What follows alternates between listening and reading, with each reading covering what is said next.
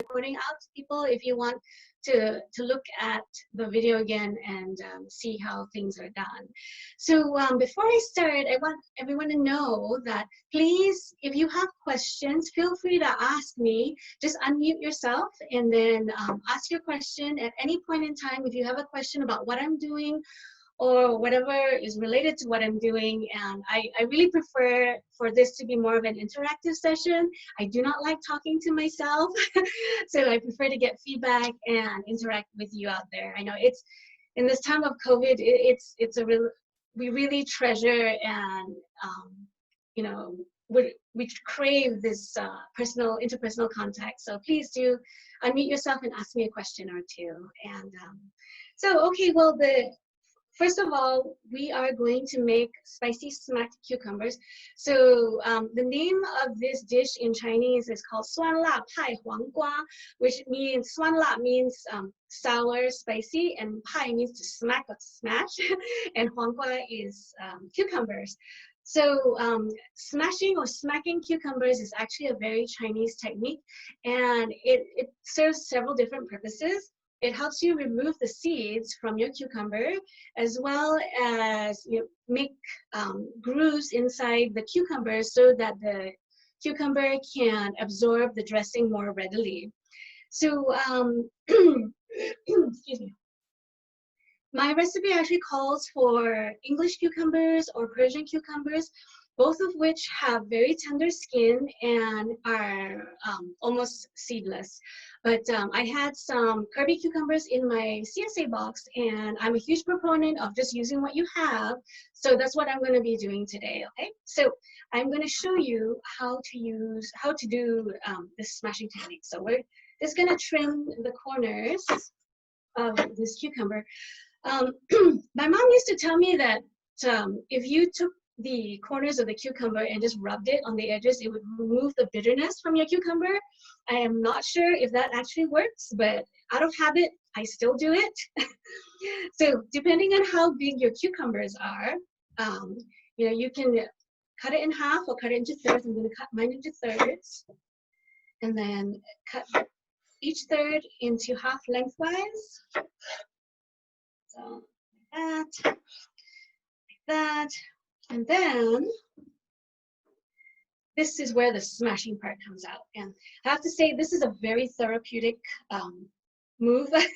Just, if you're mad at somebody or you just want to release stress, you just go like, and see, the seeds will naturally come out. So even though you have cucumbers that are not seedless, the seeds will just come out naturally. So it makes it a lot easier.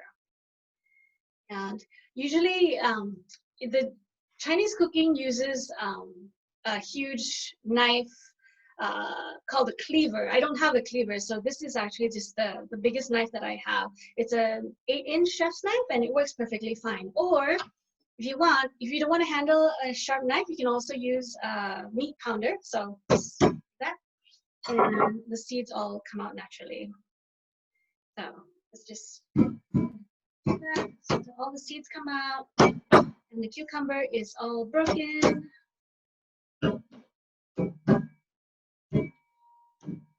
And then we're just going to cut this into bite-sized pieces.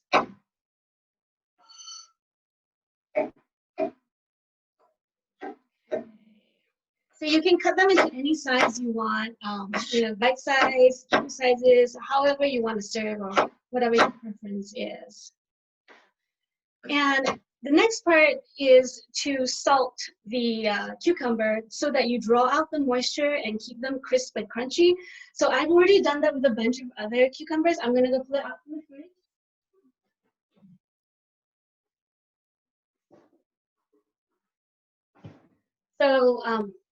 So what I did was I took a bag of ice and I just weighted the cucumbers so you can see. And if you're only gonna salt them, you can salt them for between like 15 to 30 minutes. And if you leave them outside, the ice not only weights the cucumbers down, but it also keeps them fresh and cool. So if you take a look, you'll see that there's a lot of liquid in there. So that's the whole purpose of salting your cucumbers. So if you're in a rush, you don't have to do this, but I like to do it so that it keeps the cucumbers. I'm draining the water from the cucumbers, and then I'm just gonna add the rest in. Okay.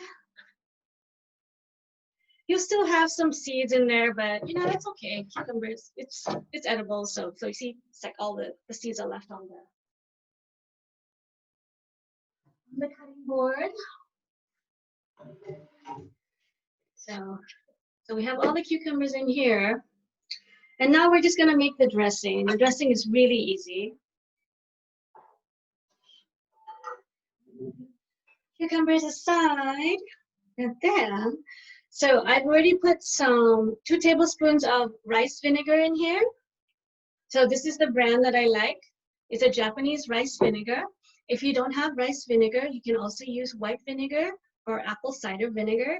One caveat about white vinegar, it tends to be a lot sharper and more, it's stronger than rice vinegar. So I would use less than the recipe calls for. And also, when you're pickling, you can use rice vinegar, but you should not can with rice vinegar because rice vinegar only has about an acidic content of about 4.3 to 4.5%, whereas white vinegar and apple cider vinegar have at least 5%. So those are suited for canning your pickles. And so I think the best substitute for rice vinegar is actually apple cider vinegar.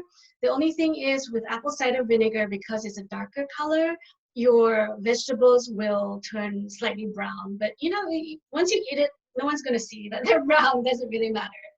So anyway, okay. I have some sugar and some salt in here. And I don't know if you can see, but so the recipes in my cookbook require coarse sea salt. So if coarse sea salt is a lot coarser than white sea salt, or table salt or fine sea salt. I don't know if you can see the difference in the texture. But this is coarse sea salt and this is fine sea salt. Can you see, or is it just too bright? No? No. I think it is too bright, but I have a question about the salt. Is it what brand? Because like I'm thinking of like Maldon, but that's obviously, you know. Yeah, that's like more flaky sea salt. Oh, okay. Yeah, so I would use so the sea salt that I buy is from the Asian store, so it's just some random Korean brand. But I know that is it Diamond or what are the 2 brands? Oh yeah, hold on, let me just double check for you. I know it's here.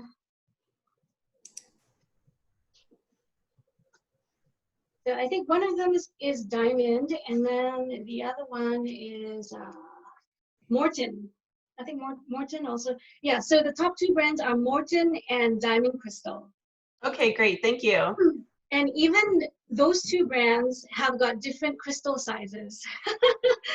So it's all so complicated. But you know, in the end, a lot of it is just about tasting and trial and error. Because you know, even if you cook from a recipe, from a cookbook, like you follow every single direction, and it's still going to be different because ingredients are different across the country and the cooks are different. So there in itself, you know, you have variation. So anyway, okay. So Pat, there's a question. Can you use Himalayan salt? I'm sorry, Himalayan salt? Yes, you can definitely use Himalayan salt. So the texture, depending on the texture, I think it comes in both, like, you know, bigger crystals. So I have Himalayan salt, and you just have to grind it to the size of just fine sea salt. So yeah, you can definitely use that. I think you can use any salt you want, even table salt, but especially for making fermented foods, when you use table salt, because it contains iodine, it might turn your pickles cloudy. So I do not advise using table salt to pickle or to ferment. But if that's all you have, you know, by all means, go ahead. So here I have some granulated sugar and some sea salt. So I'm going to put that in the dressing. And I've already put some toasted sesame oil. So my favorite brand is actually a Japanese brand called Kadoya. But this is just what I bought at Whole Foods. And so make sure that you get toasted sesame oil, because there is also a regular sesame oil.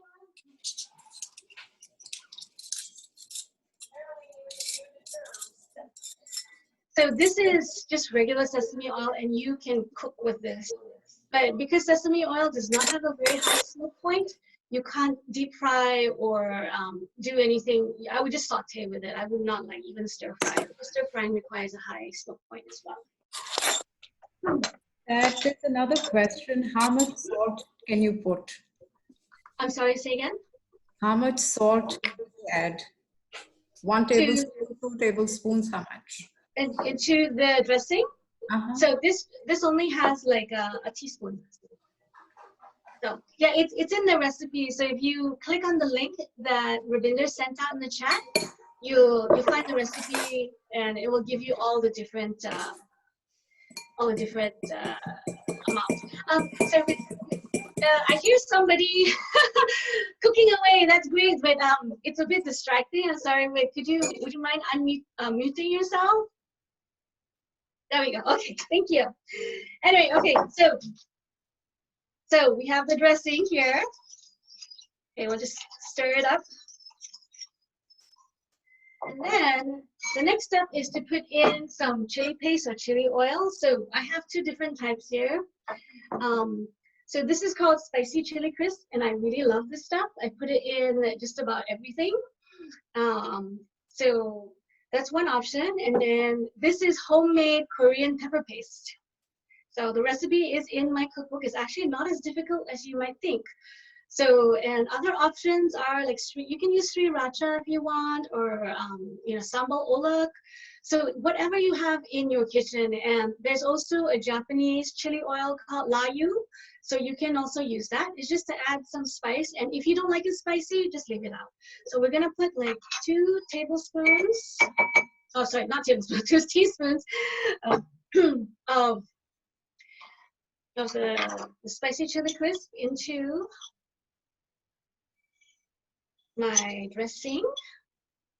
And this is all to taste. Okay, so if you like it spicier, you can add more. If you don't like it as spicy, please feel free to omit or just add less. All right, so just stir it. So okay, I'm gonna adjust my camera a little bit because is that better? All right, maybe that's there we go. Okay. All right, okay. So the next step is to just dress your cucumbers. So you just pour it in. And you can, estimate how much, if you like your cucumbers like very well dressed, feel free to add all the dressing. If not, you can just add 3/4 or half of it. And then I have 2 cloves of garlic, and I'm just gonna add that in. I love garlic, so I'm gonna add all of it. But there again, it's all up to you how much you wanna add. So my dad has a saying that you cannot argue with taste. So, even though you have a recipe in front of you, if you feel like you wanna add more or less of anything, or if you wanna substitute, go ahead. That's the beauty about home cooking. You can do whatever you want. Okay. All right. So I am going to serve up spicy smacked cucumbers.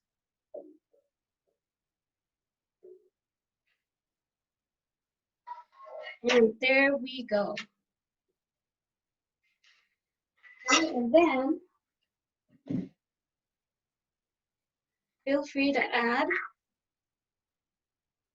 toasted sesame seeds. I like to toast my sesame seeds at home, so I usually buy white sesame seeds that are untoasted, but you can also buy toasted sesame seeds at the store, so you don't have to do it at home. It's really easy to do. All you have to do is just toast them in in a dry skillet for like, I don't know, a minute or two until they start popping, and then there you go. Ta-da! So we're done with that.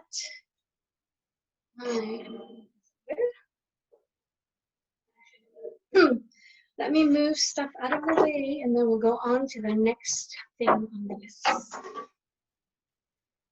Okay. All right. Does anybody have questions? How long will they keep? Oh, well, it depends on how quickly you eat them. In my house, they're gone within a day. I wouldn't keep them for more than like a day or two, because this is meant to be eaten fresh. So yeah, I think after a couple of days, they'll kind of get soggy. But I think they taste best when you serve it just after you make it. Okay, thanks. And the beauty is, you can also just make the dressing ahead of time. And, as you feel like it, you can chop up the cucumbers and then pour the dressing over and eat it. So you can keep the dressing and the cucumber separate. So. All right. Okay, so the next thing we're going to do is make the pickled peanuts. Has anybody ever had pickled peanuts? No, well, neither had I until I discovered this recipe. So, but oh my gosh, it is so good. My son and my husband love it. And it's a great refreshing snack on a hot summer's day. So, okay, pickled peanuts. So, I have 1 cup of roasted peanuts. So, if you can find red-skinned peanuts with the skin still on, I think you can buy them as Spanish peanuts at the store. I've seen them, and at the Asian store, you can find them with the red skins on as well. But most of the time, the red skin peanuts tend to be unroasted, so you have to roast them at home, and you can do that easily in your oven for like between 8 to 10 minutes at like 350 degrees. So that's your option. So we have the peanuts here, and then I have some balsamic vinegar. So the older the balsamic vinegar you have, the better, supposedly. The flavor, aged balsamic vinegar has a more depth of flavor. And I think the original recipe requires Chinkiang black vinegar, which is a very specific Chinese black vinegar that is produced in the region of Xinjiang in China. So I usually do have a bottle on me, but not today. So, but I use balsamic vinegar in my recipe because it's a lot easier to find. But if you've come across any recipe that requires Xinjiang black vinegar, you can always substitute balsamic vinegar, which is what I do all the time. Okay, so we have the peanuts and, sorry. Take a sip of water.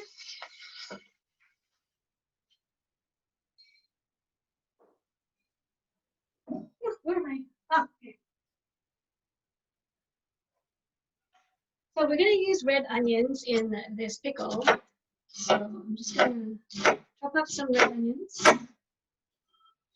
Really fine. If you don't have red onions, white onions will do as well, or shallots even. So although red onion and shallots have a milder flavor than white onions, so if you have a choice, I would prefer to use red onion or shallots. And if not, you can always soak white onions in water to remove some of their bite. And I remember taking a culinary class, and the instructor was telling me to soak onions in Sprite to remove the strong flavor. So that's something you can try too. It was interesting. But okay, so can you use sweet onions? Sweet, oh yeah, definitely. I think that would be a great substitute as well. Sweet, any type of allium. If you don't have you know, like regular onions, you know, you can use green onions or chives, so anything to give that oniony flavor. So yeah, use whatever you have available to you. So, okay, so we want to put some vinegar, so 2 tablespoons of vinegar. And where is it? Hold on.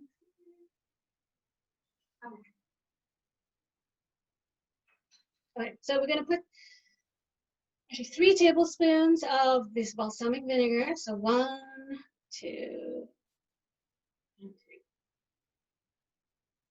And there goes it. And we also want to put 3 tablespoons of soy sauce, so regular soy sauce. So I have 2 different kinds of soy sauces here. This is a Chinese soy sauce, and this is a Japanese soy sauce. So the biggest difference between Chinese and Japanese soy sauce is that Japanese soy sauce uses more wheat. So I don't know, you can't really see the difference in color, in texture, but Japanese soy sauce tends to be a little thicker and it tastes a little sweeter with a hint of molasses. And if you are gluten-free, you can use tamari. Tamari is totally wheat-free, so go ahead and use tamari. Or I think Bragg's liquid aminos is also used as a substitute for soy sauce. I haven't used it, but I know some friends who are wheat-free and they use that. Okay, so for this dish, I am going to use Chinese soy sauce, and this is light. The label says superior light soy sauce, but light soy sauce does not mean low sodium, because there are different types of soy sauces. So you have light soy sauce, you have dark soy sauce, which tends to be thicker and sweeter, and you have black soy sauce, which is popular in Thai cooking. And you also have sweet soy sauce, which is very popular in Indonesian cooking. So my mom uses that a lot for her stir fries and her braises. So yeah, just pay attention. If you are looking for low sodium soy sauce, it will be labeled low sodium, not light.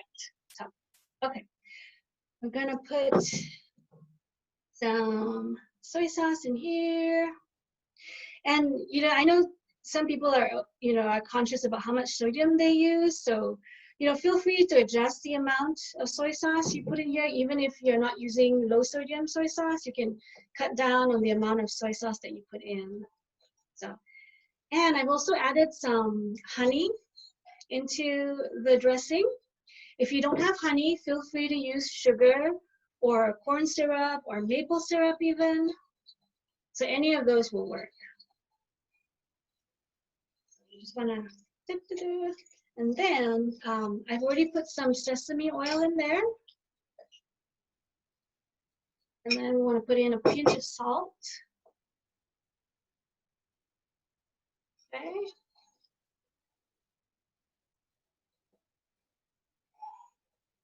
Then you just toss the peanut in there.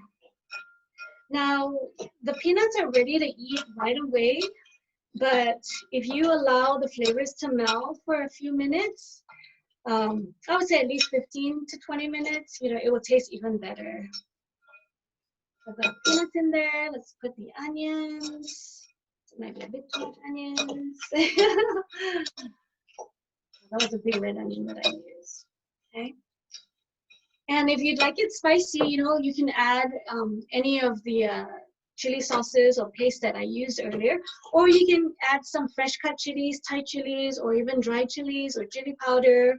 So any of those will work if you want to spice it up a little. And even though it's not necessary, but you can add some cilantro leaves to it. So see, I have some cilantro leaves that I picked off the stem, and I'm just going to add it. Ta-da!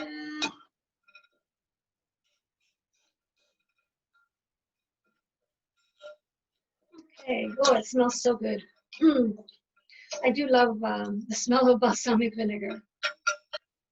All right, okay.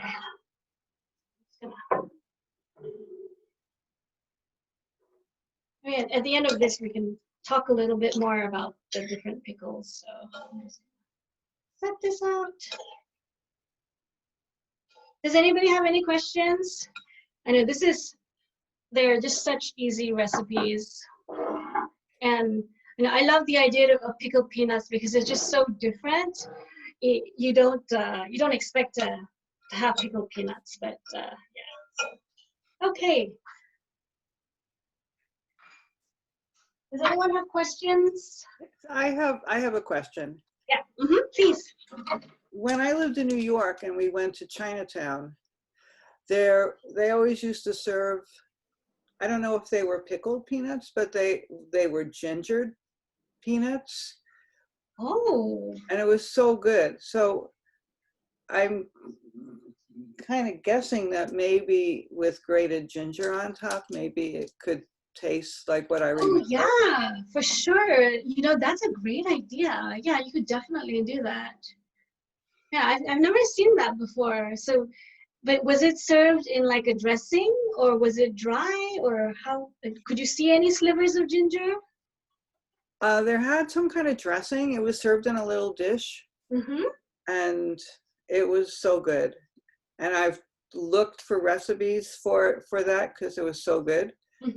So this is the closest. I'm going to try this with ginger. Well, I might try it with like a rice vinegar or apple cider vinegar instead of balsamic vinegar, because balsamic has such a strong flavor. It might compete with the ginger. So do you remember if the dressing was dark or was it light? I don't remember. It was a long, long time ago. But yeah, I think I would suggest starting with a white rice or apple cider vinegar first, because yeah, otherwise the balsamic vinegar flavor might overpower the ginger. So, all right, okay, now we're gonna do the stir fry, and I have let me just move stuff out of the way.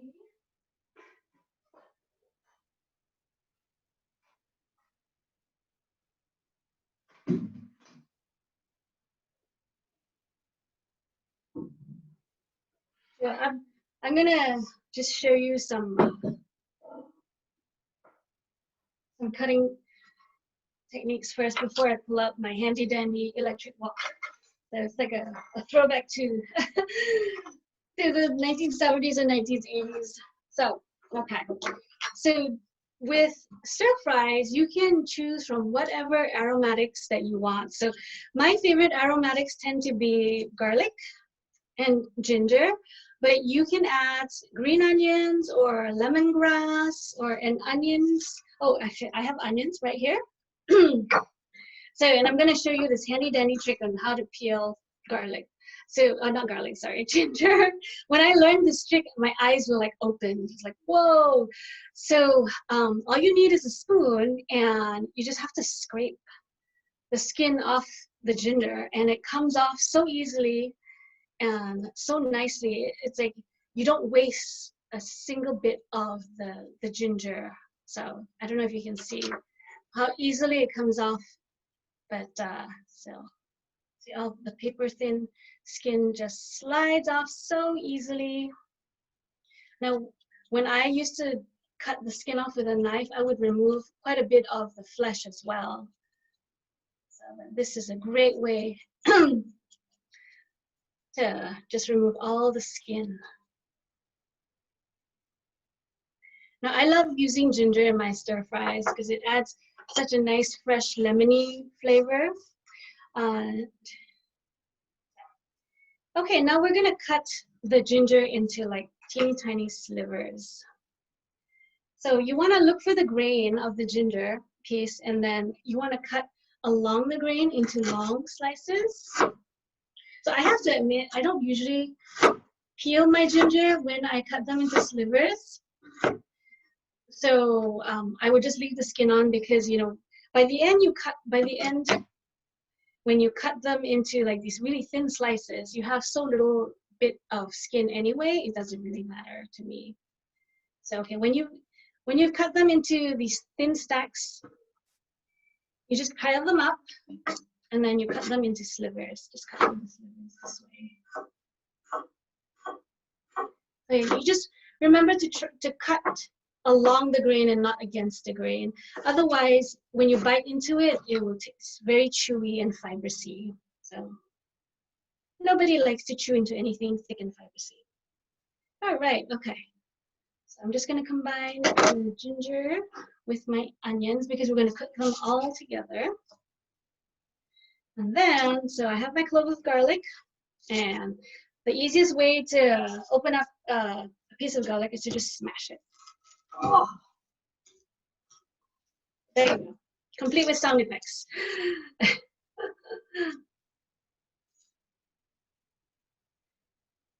I don't know about you, but if you've ever tried peeling a clove of garlic without smashing it first, I'll be like scratching at it, at this papery thin skin, trying to get it off. Another trick that somebody taught me was also to soak your garlic cloves in hot water. That way the skin comes off a lot easier. And that is a nifty trick to know if you are peeling lots of cloves of garlic. And the beauty about smashing your garlic is it's like already falling apart, so you don't have to do very much to chop it up into bits.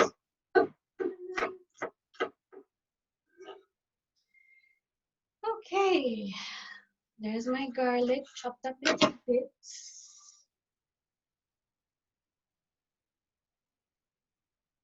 And I've already cut up most of my vegetables and I've already blanched them. So the trick to a stir fry is to cut your vegetables into pieces that are similar so that they cook at the same rate. So I've got some zucchini here, and I've got broccoli, and I've got carrots. So they're all cut to a similar shape and size, and I have also blanched them. So the good thing about blanching your vegetables is that they will only take a quick stir in your pan before they are cooked. Otherwise, it can take a while for your stir fries to cook. So you can either blanch them in a pot of water over the stove, or you can put them in the microwave. So, and I wanted to show you how you can make, if you feel like you can make like, pretty flowers for your carrots. I don't know, can you see this? No? Okay. Oh, well, these are flowers. So what I did was I don't know, if people cannot see this, then it's like, what's the point? But anyway, I'm just gonna try, okay? So maybe I'll come up closer to the camera. So what I've done is to cut out a small groove. Okay. Can people see this? So I've cut out a groove lengthwise down the piece of carrot, and I'm going to do it 3 more times, okay? So the best tool for this is a small paring knife. And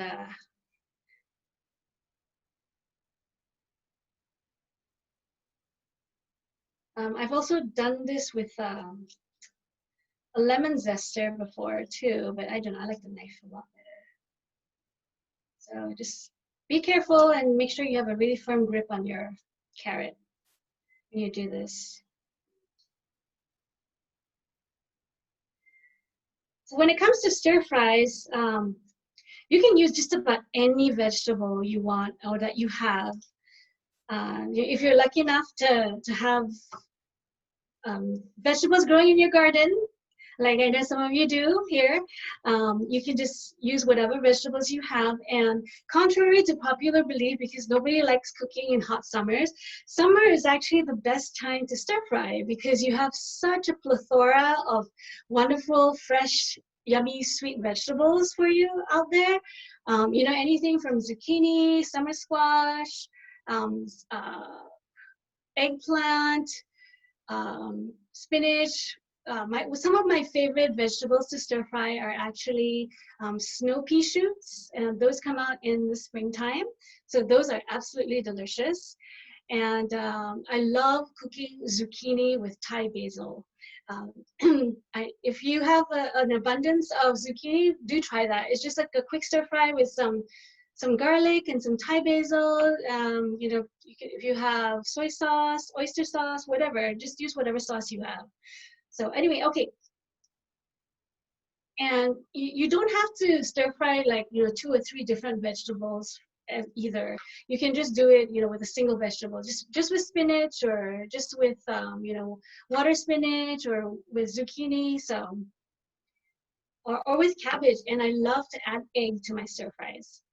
Okay, so once you have cut out grooves on all sides, okay, you just cut them crosswise, and you will have beautiful carrot flowers.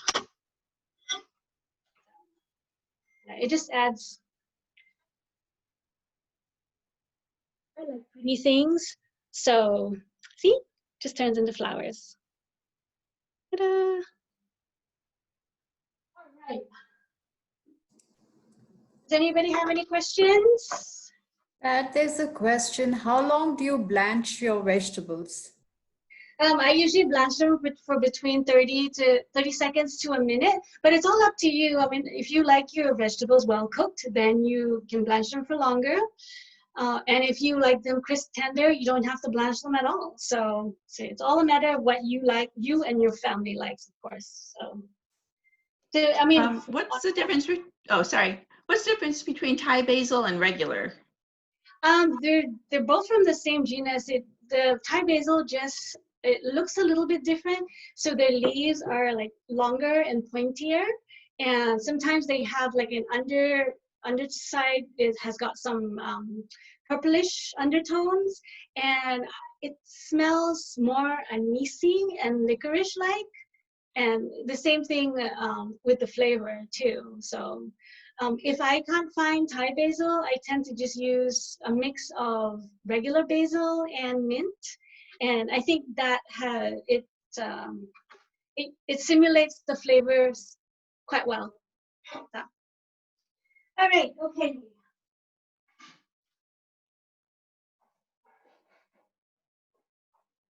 I have my electric wok right here. Let me just quickly plug it in.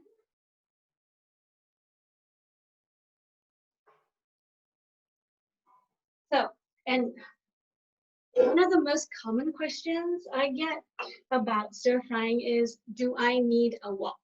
And the answer is no, you do not need a wok. I have a wok because I use a wok very often.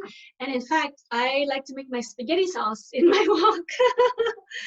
So yeah, I use my wok for steaming. I use it for stir frying. I use it for braising. I use it for making spaghetti sauce.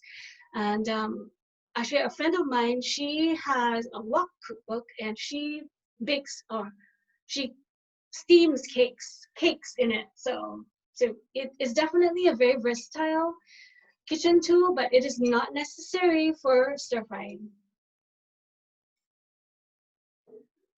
Although it's ergonomically shaped so that, you know, when you're like stir frying, the vegetables or the meat that you're stir frying will it won't like fly over the sides as often as in a regular skillet. But if you don't have a wok, don't worry, just get the biggest pot that you have in your kitchen.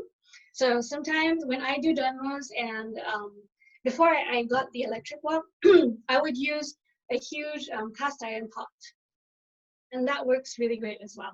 So okay, I am going to turn on my electric wok. So one of the key things for stir frying is that you want your pot to get as hot as possible. Now, unfortunately, it's hard to replicate the heat that you can get in a kitchen. So you'll never be able to get the amount of heat and what they call wok hay, which is like breath of a wok. But you know, try and get your wok or your pot as hot as possible. And you know when your pot is ready for stir frying when you put your hand above it and you can feel the heat. Okay, so you should always preheat your pot before you stir fry. And I have got some sunflower oil here.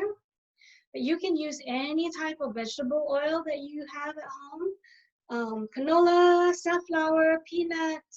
The only oil I wouldn't stir fry with is olive oil because it does not have a high smoke point. And you don't want it to start smoking. Although I know some people who do use light olive oil for stir frying. I mean, in the end, the choice is yours. So, okay. So you know that the oil is ready when you can see ripples in it, or, let me show you. I should probably have a caveat. Do not do this at home because, so okay, that wasn't so bad, but you can hear it's making some noise and it's popped up, the water popped up a little bit. So now we are going to add the aromatics. So I have my slivered ginger, my garlic, and my sliced onions. So, there we go.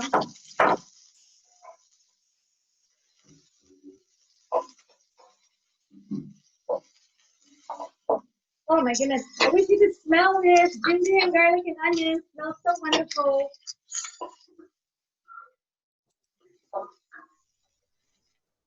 Pat, there's a comment. It says, yum. So where do you live so we can come over for a late?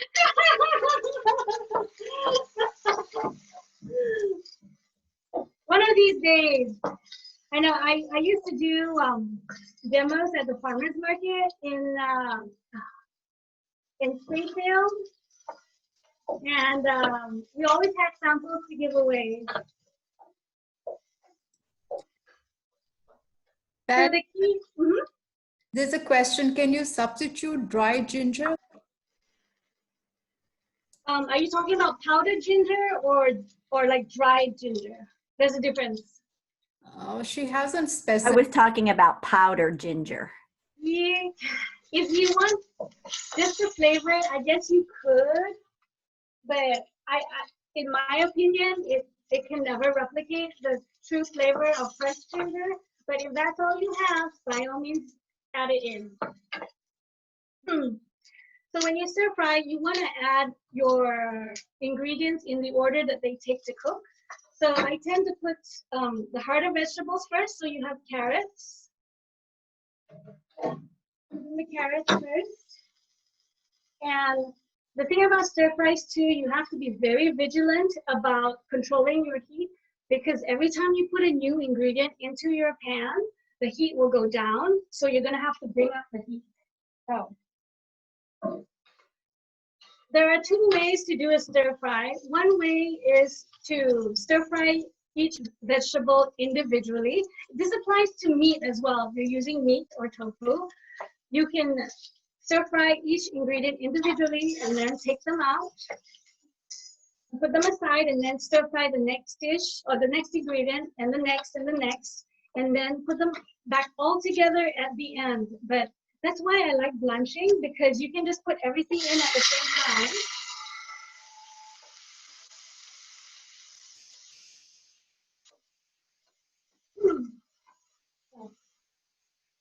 I'm adjusting the heat again.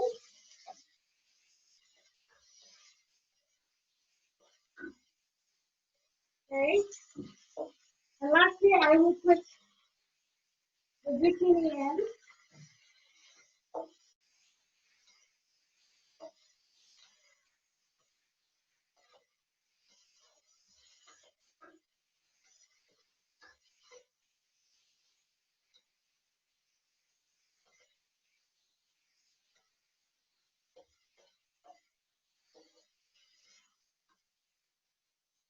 So when it comes to sauces, can you hear me over the wok?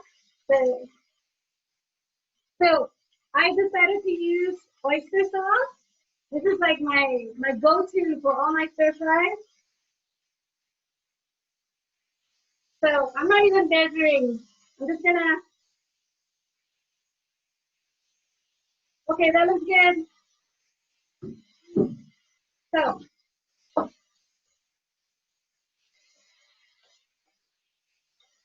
the best way to decide whether your stir fry is done is to taste it. So, what? Good. Actually, I might put a bit of salt. I put a bit of salt.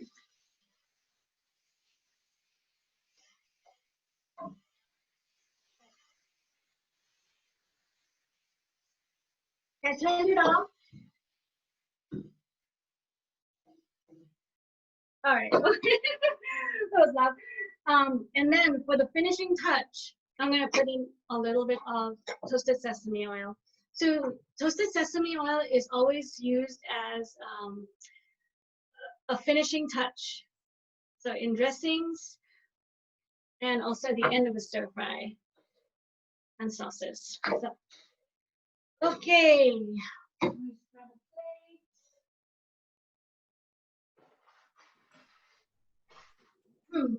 I was gonna say, when it comes to saucing your stir fry, you can use just about anything and everything. I like oyster sauce because it has a savory, sweet flavor, and I don't really need to adjust the flavor very much if I use oyster sauce. You can use dark soy sauce, light soy sauce, whether it's Japanese or Chinese, whatever you want. You know, you can use hoisin sauce as well. And you can add chili paste if you'd like. So. There's a question. What is oyster sauce made of? Oysters. So, let me read the ingredients out to you.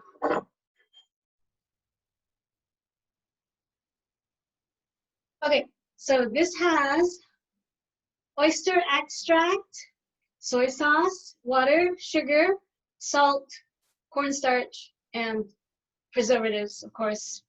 So yeah, so it's really made with oysters. And I like this brand because out of all the brands that are out there, I think it has the least amount of preservatives, and it also does not contain MSG. Although the funny thing is, I know MSG is seen as such a devil. It's like MSG is the devil in cooking nowadays. But I can still remember when I was growing up, my mom would have MSG right next to her salt and her sugar. And you know, whenever she cooked, she would add a little bit of MSG into her cooking. And maybe it's a difference between MSG that's made in Asia and MSG that's made here. Although maybe most of the MSG that's sold here is made in China. I'm not sure. But yeah, we never had any adverse effects. But she doesn't cook with MSG anymore, but my mom says that to balance out the flavors in a dish, you should always add sugar.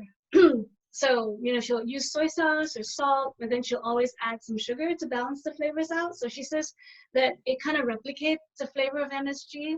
But yeah. Anyway, so yeah, that's the stir fry. And there are two more questions. One, what would you say are good for stir fry? I'm sorry, say that again.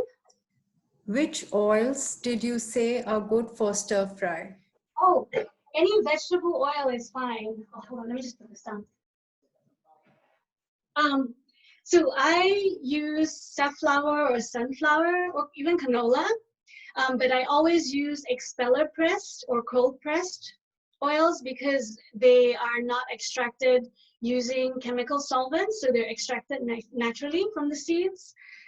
Peanut oil is a very traditional Chinese cooking oil, but I don't use very much of it, except for deep frying turkey. I wouldn't use extra virgin olive oil because it has a low smoke point. And for stir frying, you want to try and get your wok or your pan as hot as possible so that your vegetables crisp up. But I do know some people who do use light olive oil for cooking. I'm not sure how different light olive oil is from regular extra virgin. So, but you can always try that out. Pat, could you share the brand of oyster sauce? Oh yeah, sure. Honestly, okay, it's called Makrua. Can you see it? The name is like right here, the brand. But the Maybe you could just spell it out, Pat. Maearua. But you know, the label is unmistakable.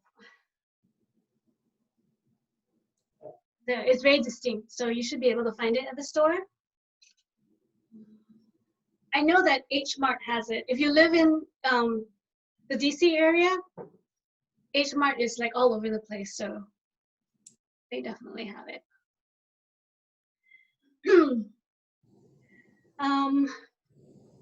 Anybody else have any questions?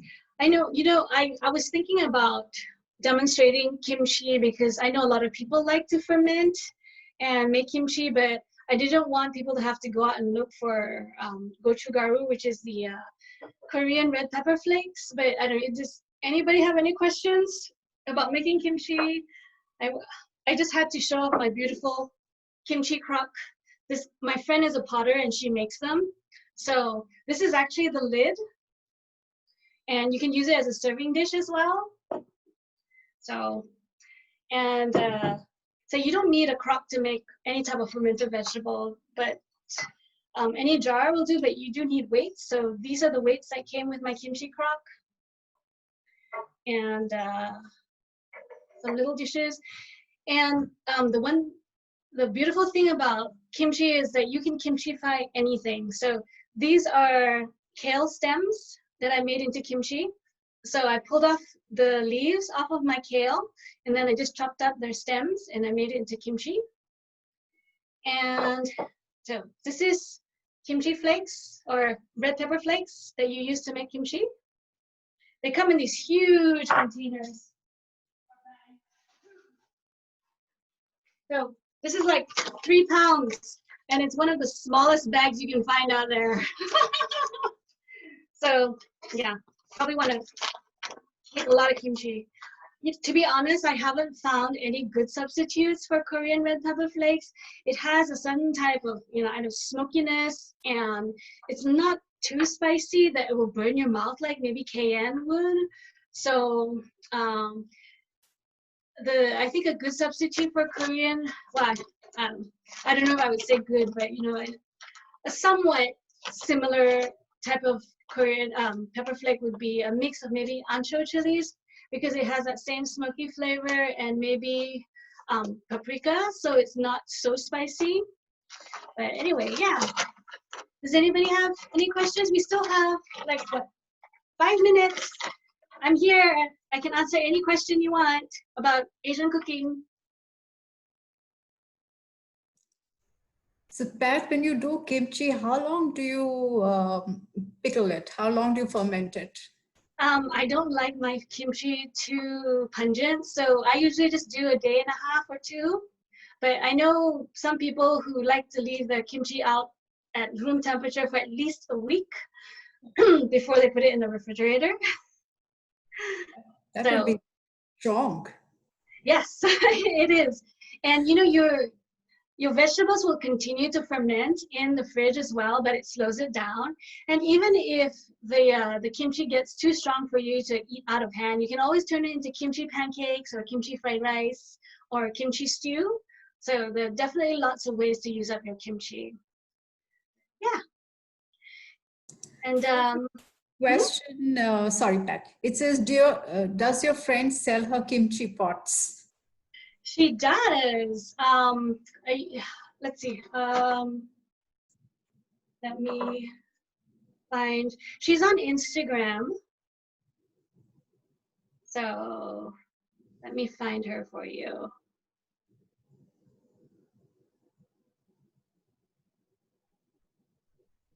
So it's Clay Kitchen Studio.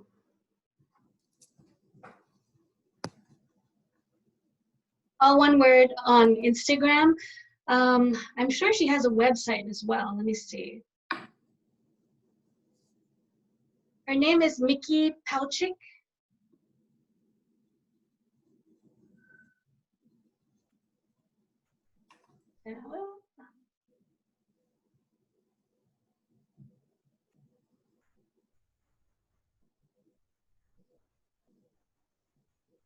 So yeah, her website address is also claykitchenstudio.com. Now you can see her beautiful selection of kimchi pots, and she does all kinds of other things too. She has sauerkraut vessels and pots, you know, bowls, plates. So yeah. Any other questions? I have a question. When fermenting vegetables, is it just a natural process, or do you have to add something like, I'm thinking yeast, you know, for Yeah, it's a natural process. So all you have to do is salt your vegetables to draw out the moisture, as well as to prevent the bad bacteria from forming in your fermented vessel. So that's why if you take a look at this pot, it's got a lid here, a lid, sorry, like a trough. So when you put the lid on, it prevents oxygen from going into your fermenting vegetables, and that prevents bad bacteria from forming. I see, thank you. Yeah. I know it's my husband makes beer, and he has to add yeast to brew his beer.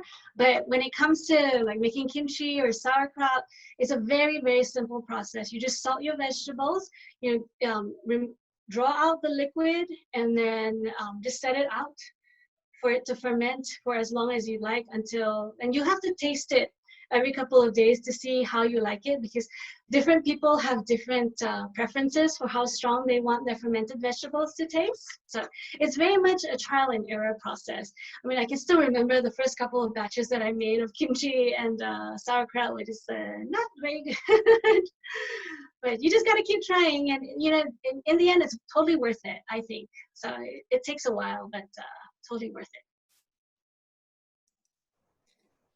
Another question, are there kimchi recipes in your cookbook? This one, yes. So I actually have quite a few kimchi recipes in here. Chinese. So I have the most common cabbage kimchi. So I have the traditional cabbage kimchi recipe. I also have easy kimchi recipes. I have green onion kimchi, white kimchi. You know, I was surprised that there is such a thing as white kimchi, because you always associate kimchi with being like really spicy and fiery. But yeah, white kimchi actually doesn't use any chili peppers at all. So it's definitely milder, but it's still fermented. So it has all that good probiotics in there as well. And then there's a quick cucumber kimchi, and actually one of my favorite recipes that I actually came up with is a beet and red cabbage kimchi. I really like that recipe. So yes, the answer is yes, there are quite a few kimchi recipes in here.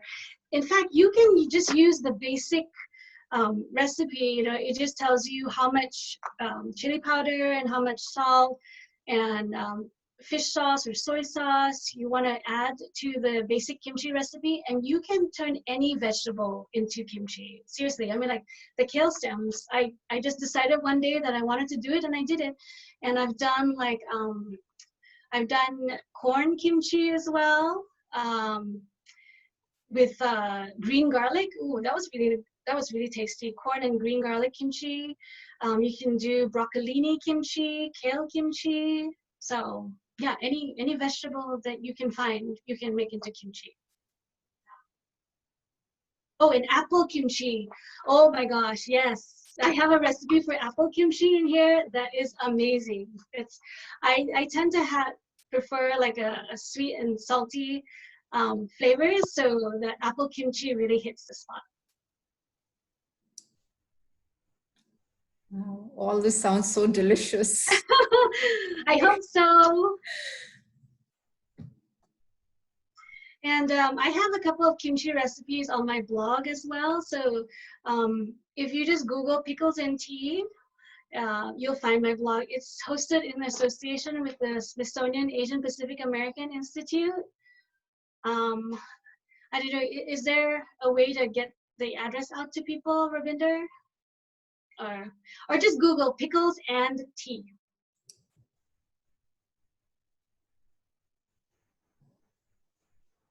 And actually, I think my first cookbook also has a couple of kimchi recipes. So I think the nice lady who said she has my Asian grandmother's cookbook, so there's a recipe for cabbage kimchi in there, and as well as an oyster and romaine lettuce kimchi, which is kind of interesting.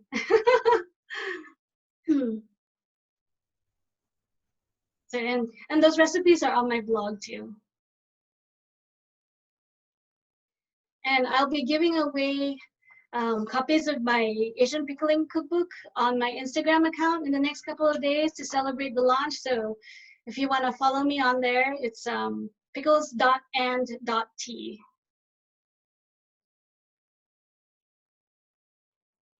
Hey, is there a way for people to ask questions later? I don't mind, if you want to email me or somehow. I don't know what the best way is, Ravinder, but, or, you can email me through my website. It will come to me. So if you have any further questions, please feel free. A lot of thank you comments in the chat box, and thank you so much. I really enjoyed it from Kim. That was awesome from Alva. Yay. And Amanda said that was terrific. Thank you so much. Great job. Thank you. Well, thank you everyone for joining me this afternoon and I know everyone's time is precious, so I'm thrilled that you wanted to spend a whole hour with me, and I hope you enjoyed the simple recipes that I shared with you, and I really hope that you try them at home because, I tell people, like, it's no point putting out recipes out there or having cookbooks out there when nobody cooks from them. So I would really love it if you cooked my recipes, whether from my blog or from my cookbooks. But thank you for joining me today, and please everyone stay safe and stay sane. It's crazy times, but it will be over soon, hopefully. And hopefully, we can meet again in person. It's so much more personal when, I can actually see you and answer your questions face to face. So thank you everyone for sharing your afternoon with us, and thank you so much, Pat. This was phenomenal. Oh, you're welcome. Take care, everyone. Bye-bye. Thank you, Pat.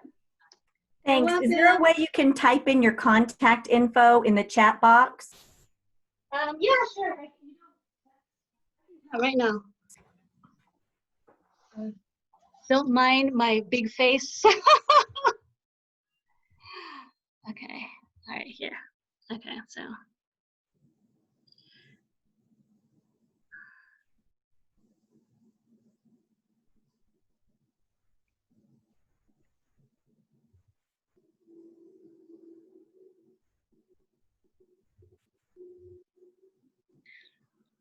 Okay, that's my blog, and here, this is my email address. There we go. Okay, so feel free to contact me, and there are lots of recipes on the blog, which I hope you'll all try out. Will do. Take care.